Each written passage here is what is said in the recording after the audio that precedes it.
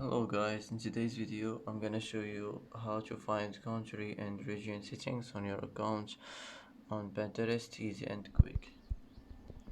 First click on your profile, now click here and now click settings, now click personal information and here you'll find country and region. Just click on it and you can here change your region and country, and that's it.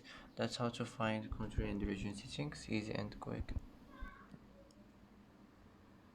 And that's it for today's video. If you like this video, don't forget to like and don't forget to subscribe. I hope this video is helpful for you, and thanks for watching till the end, and see you in the next video.